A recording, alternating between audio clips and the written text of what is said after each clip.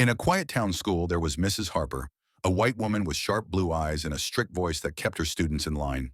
Known for her no-nonsense attitude, Mrs. Harper often masked her prejudice behind her authority.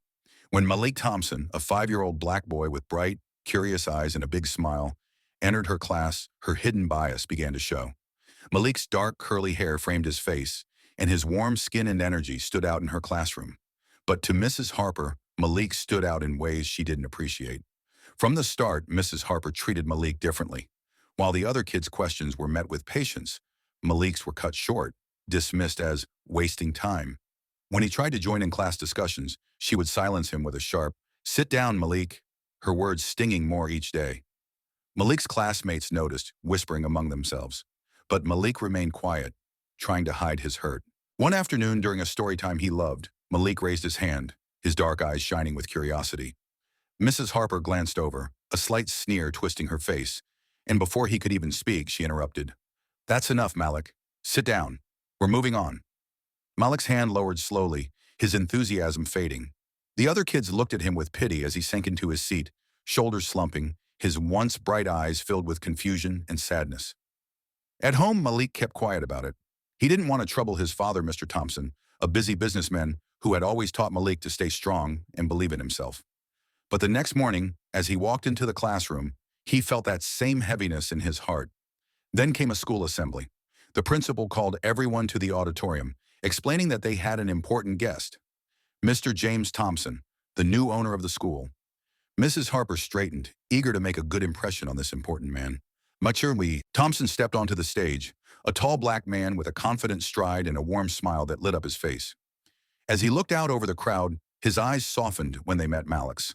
Without hesitation, he held out his arms, and Malik ran up, his face breaking into a wide grin as he hugged his father. A stunned silence filled the room as everyone realized who Mr. Thompson was.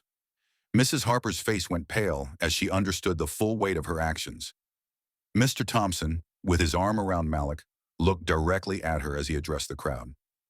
"This school is a place where every child deserves respect, encouragement, and fairness," he began, his voice steady but carrying a message as sharp as a knife. "No child should feel less than others, and Malik, my son, deserves the same chance to learn, question, and grow as everyone else." Mrs. Harper felt a cold sweat forming as her hidden prejudice was laid bare. She struggled to hold his gaze, shame washing over her as she realized the harm her actions had caused. That day changed her. From then on, she treated each student with a newfound respect, knowing she'd been given a second chance to do what was right. Malik flourished, his love for learning returning, and his father reminded the school that true strength lies in lifting others up, not holding them down. The story of Malik and his father's strength reminds us that true respect crosses all boundaries.